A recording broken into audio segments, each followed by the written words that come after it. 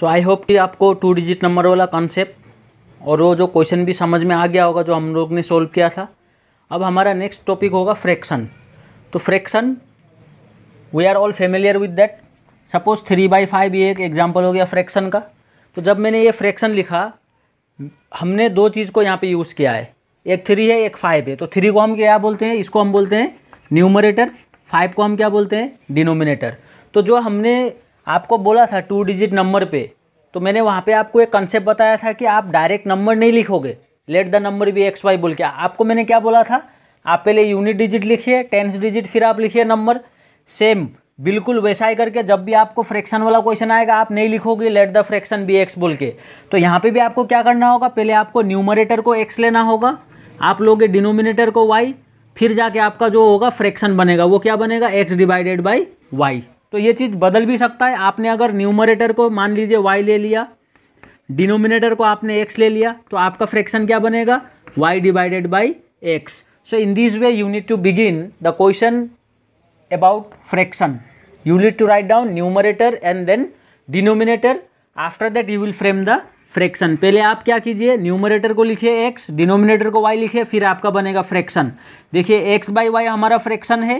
अगर मैं इसको रेसिप्रोकल कर दूंगा तो मुझे क्या मिलेगा, y डिवाइडेड बाई x। तो ऐसा करके कंडीशन कभी कभार दिया जाता है क्वेश्चन पे कि फ्रैक्शन को रेसिप्रोकल करना होगा बोल के। तो आप सिंपली दोनों का पोजीशन को चेंज कर दीजिए, आपको रेसिप्रोकल मिल जाएगा। So this is the concept about fraction. Now we will solve a question based on fraction. So ये रहा हमारे पास क्वेश्चन बेस्ड ऑन फ्रैक्शन। पहले क्वेश्चन को एक बार समझ लेते हैं क्या बोल रहा है। The sum of numerator and denominator of fraction is 12। अगर हम न्यूमरेटर और डिनोमिनेटर को प्लस करेंगे तो 12 मिलेगा, ये हमारा फर्स्ट कंडीशन है। नेक्स्ट में क्या बोल रहा है, denominator is increase by 3। Denominator को +3 करना है तो फ्रैक्शन कितना बनेगा, 1/2 बनेगा। पूछा है कि फ्रैक्शन का वैल्यू निकालिए। तो फ्रैक्शन वाला क्वेश्चन का कंसेप्ट क्या था, पहले न्यूमरेटर को लेना है, डिनोमिनेटर, फिर लिखेंगे हम फ्रैक्शन। तो हम यहाँ पे क्या लिखेंगे, let the numerator be x and denominator be y। Okay, therefore the fraction. अब हमारा फ्रैक्शन क्या बन गया, हमारा फ्रैक्शन बन गया न्यूमरेटर बाय डिनोमिनेटर, जो कि क्या हो जाएगा, x डिवाइडेड बाय y। अब सेम हम क्या करने वाले हैं, हम यहाँ पे दो इक्वेशन लिखने वाले हैं। तो पहला इक्वेशन में देखिए क्या बोला था, sum of numerator and denominator. Numerator और डिनोमिनेटर को प्लस कीजिए, आपको मिलेगा 12। तो न्यूमरेटर है x, डिनोमिनेटर है y, मैं इन दोनों को प्लस करके कितना मिल गया, 12। मैं इस बार एलिमिनेशन मेथड यूज़ करने वाला हूँ। तो देखिए एलिमिनेशन मेथड ये ऑलरेडी अरेंज है, इसको मैं लूँगा इक्वेशन 1। अब फिर नेक्स्ट को कंडीशन में क्या बोला था, if the denominator is increase by 3। Denominator is increase by 3, increase मतलब प्लस करना होगा। यहाँ पे बोल रहा है कि डिनोमिनेटर में प्लस कीजिए, तो न्यूमरेटर के बारे में तो कुछ बोला नहीं, तो हम सिर्फ क्या करेंगे, न्यूमरेटर को हम सिंपली यहाँ पे लिख देंगे। अदरवाइज सिर्फ मैं अगर बोलूँगा कि डिनोमिनेटर में मैं 3 प्लस करूँगा, ये कौन सा फ्रैक्शन बन गया हमारा, ये तो फ्रैक्शन ही नहीं है, न्यूमरेटर नहीं है तो कहाँ से फ्रैक्शन होगा। तो ये चीज़ आप क्लियर कर लीजिए। तो यहाँ पे न्यूमरेटर रहेगा, सिर्फ हमें उसे कुछ करना नहीं है, हम वो उसका पोजीशन जो है वो यहीं पे रहेगा। बस क्या करना है, डिनोमिनेटर के साथ में 3 को प्लस करना है, तो हमारा वैल्यू कितना आ जाएगा, 1/2। तो ये बोल रहा था सेकेंड वाला कंडीशन पे। अगर आप सोचोगे कि चलो न्यूमरेटर के बारे में नहीं बोला है, मैं नहीं लिखूंगा, तो आप यहाँ पे ध्यान दीजिए।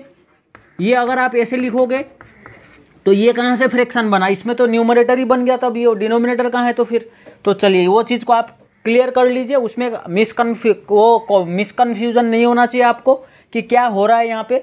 तो न्यूमरेटर अपना जगह पे ठीक है, डिनोमिनेटर में चेंजेस करेंगे, बन गया 1/2। इक्वेशन अरेंज नहीं है तो इसे आप क्रॉस मल्टीप्लाई करके अरेंज कर दीजिए। तो ये 2x इक्वल्स टू क्या बनेगा, y + 3।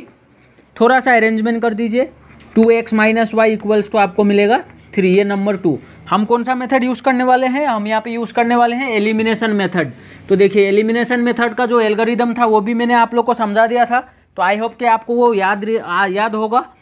तो यहाँ पे ऑलरेडी कोफिशिएंट इज सेम, तो हम क्या कर देंगे, एडिंग कर देंगे इसको, एडिंग 1 and 2 वी गेट। अब चलिए इक्वेशन 1 और इक्वेशन 2 को आप प्लस कर दीजिए। यहाँ पे देखिए x और यहाँ पे 2x दोनों को प्लस करेंगे तो बन जाएगा 3x। यहाँ पे है +y, यहाँ पे है -y, plus minus minus y - y 0, eliminate हो गया। अब लिखेंगे इक्वल, 12 और ये 3 को प्लस करेंगे तो कितना बन जाएगा 15। अब x इक्वल्स टू ये मल्टीप्लाई है, इधर जाएगा डिवाइड होगा, 15 divided by 3 is how much 5। तो x का वैल्यू निकल गया 5। इसको आप पुट कर दीजिए इक्वेशन 1 पे, पुटिंग x इक्वल्स टू 5 इन, आप 1 पे कीजिए 2 पे कीजिए, वो आपका चॉइस है।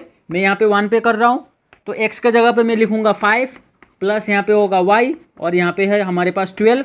y इक्वल्स टू 5 उधर चले जाएगा, माइनस बन जाएगा, 12 में से 5 को माइनस कर दीजिए, क्या आ गया 7। देयरफॉर द फ्रैक्शन, हमारा फ्रैक्शन का वैल्यू क्या था, x डिवाइडेड बाई वाई था, ये रहा, हमने यहाँ पे लिख के रखा है फ्रैक्शन x बाई वाई। आप सिंपली वैल्यू पुट कर दीजिए, x का वैल्यू 5, y का वैल्यू 7। तो आपको ऐसे करके फ्रैक्शन वाला क्वेश्चन को सोल्व करना होगा। तो पहले कंसेप्ट इज़ वेरी इंपॉर्टेंट, पहले आप कंसेप्ट को फोकस कीजिए, उसमें क्लियर हो जाइए एक बार, फिर ऐसा आप हज़ारों क्वेश्चन आपसे सोल्व हो जाएगा।